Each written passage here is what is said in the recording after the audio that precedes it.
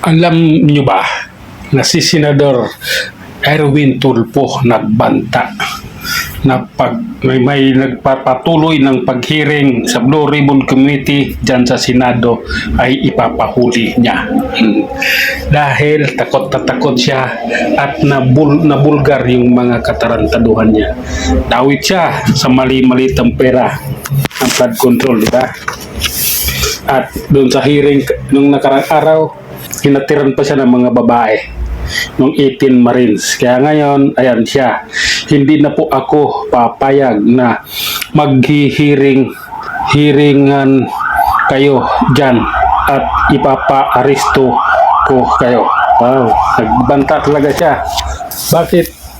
Kung may mag-aristo, walang problema yun. Pero yung magbabanta ka, akala mo kung sino ka, idawit, gusto mong ikaw maging president ng ng Blue Ribbon Committee, ikaw mismo magnanakaw ng pera.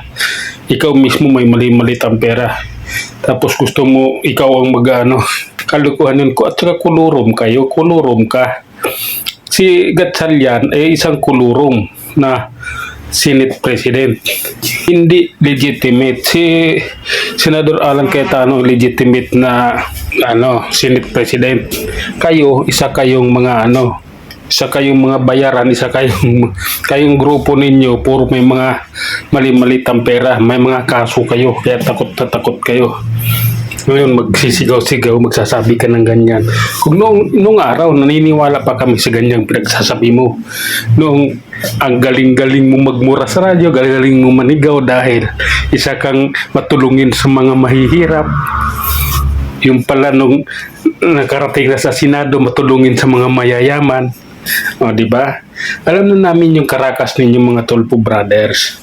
Kaya isa kang kulurom, isa kang tawag nitong magnanakaw ng malitang pera, kasabwat ka doon sa flood control, tapos gusto mo pa maging Senate President or ikaw yung maging chairman ng Blue Ribbon Committee.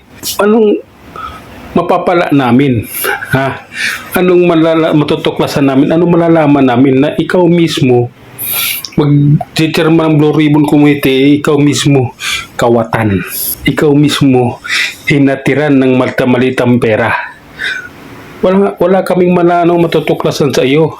Kaya mo lang ginagawang ganyan kasi gusto mo lang pagtakpan yung mga baho na lalabas sa iyo at sa iyong kapatid.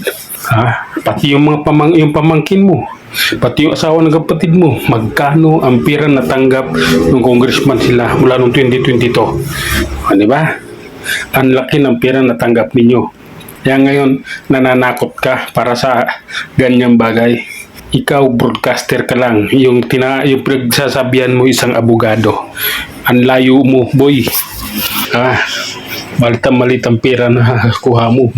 Inatiran ka pa ng babae tapos may magaganyan ka, magngangaw-ngaw ka. Nakakahiya ka sa madlang people. Huwag niyo kaming lukuhin. Si Cayetano ang gusto namin. Nang sa ganun, malalaman namin ang katotohanan.